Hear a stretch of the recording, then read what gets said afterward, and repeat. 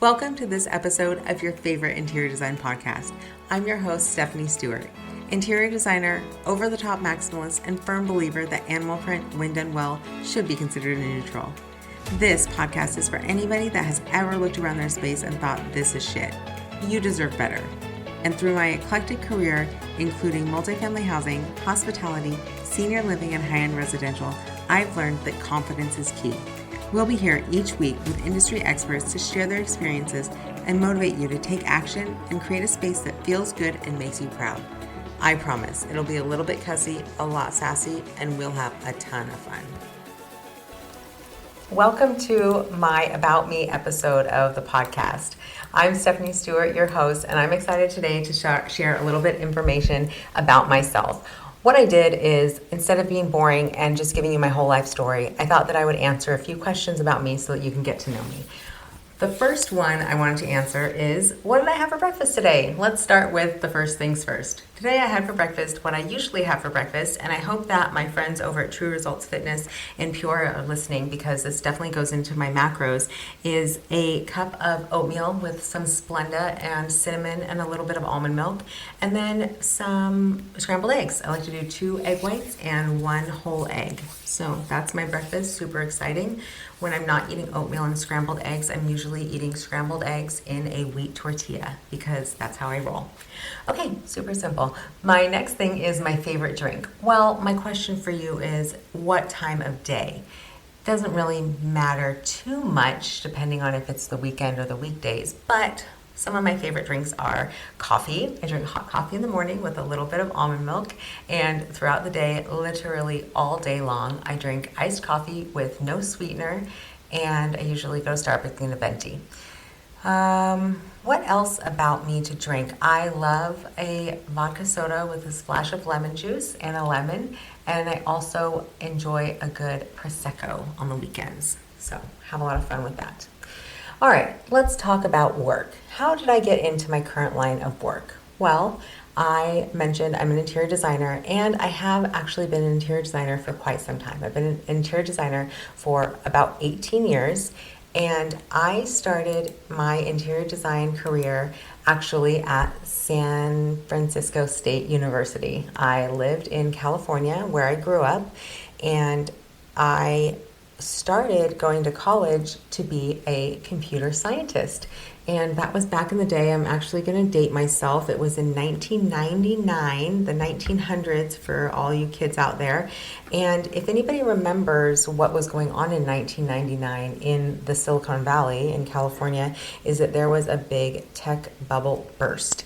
So I was listening and watching all of these grown-ups with computer science degrees and electrical engineers and mechanical engineers and all of these people that were highly educated and had tons of experience in the industry losing their jobs and being out of work. And I literally thought to myself, there's no future in computers. I'm going to change my career.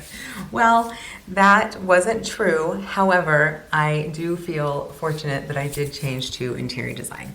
Back in those days, computer science was more of programming, and it wasn't even like the programming today, like HTML. It was much more challenging, and there were backslashes and semicolons and colons, and you would spend all night up late at night trying to figure out if your code was working and why it wasn't working, and it was literally just a random colon somewhere. So I decided that I wasn't going to have very much fun in my life sitting in a cube and doing computer programming, and so I changed to interior design. Luckily, my first class was a color class, and part of the class we learned about geriatric design. And it was really funny that that was introduced to me, because a few years later, when I was later on in my career in college, I had already switched to interior design, I needed an internship. And I was working full time, and so I hadn't been very diligent about looking for an internship. Plus, I needed one that was super flexible because, again, I was working full time and I was going to school full time. And I got down to the wire, and my girlfriend was working for a firm that specialized in senior living. So I wasn't really sure exactly what that was, but I was lucky that I had a little bit of an introduction to it in my very first interior design class a few years prior.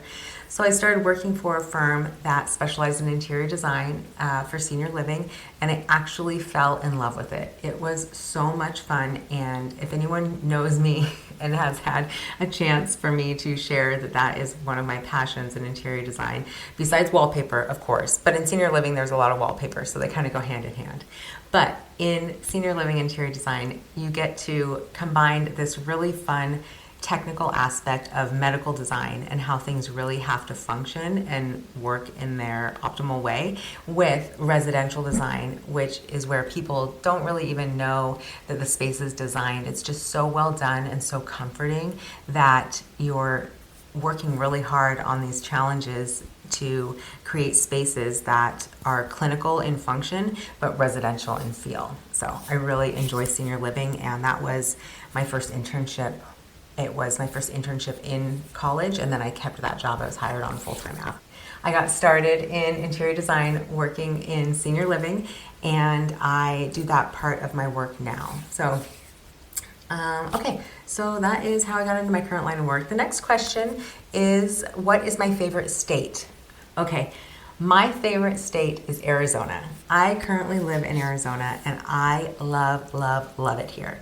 We've lived here, we meaning me and my family, my husband and 2 kids, we've lived here for about 4 years now. We moved here right before the pandemic, and we just have had such an amazing experience here. We're so grateful that we moved from California to Arizona before the pandemic, and we were able to enjoy the beautiful weather and outdoors and the culture here that was going on during the pandemic. And also just, it is hot, but you get used to it.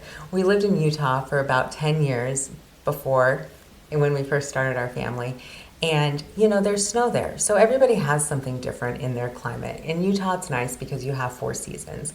And that's really lovely because you can suit the kids up for the snow and just let them run outside and go play out the front door. And you don't have to really worry about it. There's enough snow in your front yard. It's not like you have to trek out to the snow to go do it. But you have here the heat, and it's just like anything else. In the snow, you plan if there's going to be a storm, you maybe eat out of the pantry and you don't go grocery shopping that day. Same thing here when it's super hot. You either go first thing in the morning or you have your groceries delivered now. Now it's socially acceptable for everyone to have their groceries delivered. Before it was kind of maybe bougie, or you were a little bit lazy, I think. But now you just have them delivered and there's no big deal. So you don't really have to worry too much about it. You just go from air conditioning to air conditioning, and everything's just fine. So my favorite state is definitely Arizona. Now, I might retire back to Utah because we also very, very much loved Utah. But it might be nice to be a snowbird one day. So bopping back and forth between maybe Utah and Arizona. But definitely Arizona is my favorite state. What are my favorite hobbies or pastimes? Okay, interesting that you ask. I have a lot of hobbies and pastimes. One of the things that I love to do the most is to play piano. I really enjoy playing piano. I'm not good, but I really like playing piano. So as a grown woman, last year I took piano lessons, started going back once a week, and struggle through the kids' books and the boring songs that are, just kind of tinkering along, literally doing flashcards while I'm waiting in line so that I can try to learn how to read music again. But I did that for about a year, and then I had to take a break. I'm not saying I'm quitting because I do definitely want to go back, but I got a beautiful baby grand piano that is 98 years old. I went up to Sedona for a retreat, and I was telling somebody that I had started playing piano again and I was looking for a piano. And they said, oh, well, my friend is selling her piano. And I said, really? So the next day on the lunch break from the retreat, I went over to the lady's house and I fell in love with this old piano. My husband wanted to have it all restored back to its shiny new self, and he wanted to get some big fancy Yamaha, big black thing.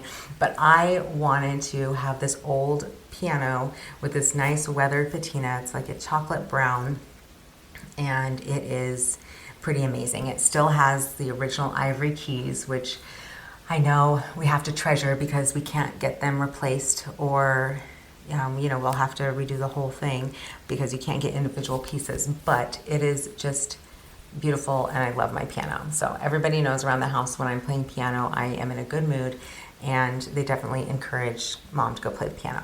Another thing that I really love to do are crafts. So I'm going to lump it in because this could get too long. But I like to do cross stitch, I like to knit, I like to crochet, I love to sew. I'm no good at garments. I am only 5'2", and I have to hem everything, so I'm really good at mending things and modifying them, but mostly what I sew are home goods. I like to sew pillows and curtains, put tassels and trim on everything, maybe make some gifts for the holidays, but I really like to do those kind of homey and crafty things. Oh, and also stamping. I like rubber stamping and also metal stamping, jewelry stamping. So we have a pretty awesome collection in our craft room. There's no shortage of crafts to be done in our house. Okay, what else about me? The next one is, when did you first start learning about your craft? Well, I think that I answered that already. So I'm going to tell you a little bit more about me and my interior design background. I told you about senior living and that I love senior living.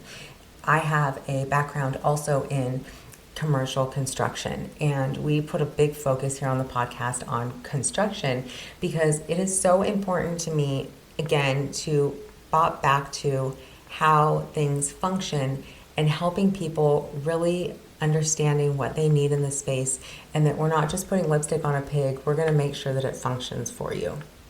My dad is a contractor, residential contractor in California in the Bay Area. And so I grew up around construction, and he was always flipping homes or, buying homes to be rentals. And we were always heading out late after dinner, with a Tupperware to bring my dad dinner because he was always working at another house or his next project, and he would have us help change light fixtures or switch plates, and definitely tearing down wallpaper. We definitely did a lot of that. So it is surprising, even from having to tear down that old wallpaper in the 80s and 90s, that I do love wallpaper so much, but it doesn't hurt my feelings. So I'm used to it. I understand how it goes. And if you don't like it, you change it. So if somebody buys a house and it has wallpaper, yeah, you're going to have to tear it down or maybe just cover it up. So you make the choice. So wallpaper is no problem, but I grew up around it. And I've always been curious and interested in construction. So having the ability to work at a variety of different firms and different genres of interior design, I got to learn about large new construction projects, like multifamily housing projects with 300 units. And, you get to do the clubhouse, which is kind of like a large residential space, but it's a hospitality space. So you get to have a little bit of fun with it. It's a little spicy flair. And you get to learn about what the demographic is of the space that you're designing. So you're kind of designing for a client, but you're really designing for an avatar. So that's one of the fun things about commercial design, and getting to manage the projects from the commercial side and doing it from the very beginning. I love that. I love that about commercial projects. So I have done senior living, multifamily housing, hospitality, working on hotel projects. Those are fun too, because you do one design for a room or maybe 5 different designs, and it gets replicated over and over and over and over throughout the whole space. So you get to make a big impact with a smaller space. That one multiplies out in the square footage for sure. And then residential design is always, always around. There's always somebody, you're doing their office or their project, and, they need their home worked on. And of course, it's so amazing these days, after the pandemic, how much everybody has really come to, would really come to love their homes and appreciate what it's like to be in their homes as often as they are, because we used to spend so much time at work, and now a lot of people are working from home, that people really value their space and really understand how much better you function when you love your space and you're in a space that is functioning. So residential has really come a long way for me in my perspective of how people perceive it, as far as people really wanting to work on their spaces and be really excited about it. other than just having a need, right? If you have, some natural disaster at your house, or, you think, oh, my kitchen's so outdated, it's not functioning anymore. But now people are working a little bit more toward having things, a little bit ahead of time because they value their space. So that's just a little bit about me. I want to wrap up with a little bit of how we work. We have another episode that talks about the process of interior design, but the first thing that we do with every client is we have a discovery call. So reach out to me if you have any questions, if you want to talk about design, if you want to have your space looked at, then we like to start with a discovery call. We get to know you, we get to know what you need, and we'll get to see how we can help you. So thank you for joining this episode and learning a little bit more about me and my interior design background and my personal background. And here is cheers to another week. Thank you for joining us today. If you loved this episode, please take a moment to leave a 5-star review on your podcast app. You'll be entered in our monthly giveaway for a special gift. Share this episode by taking a screenshot and sharing it on your favorite social app. And don't forget to tag us at Stuart Design Co. and let your friends know where they can get interior design support too. Remember, a year from now, you'll wish you had started today.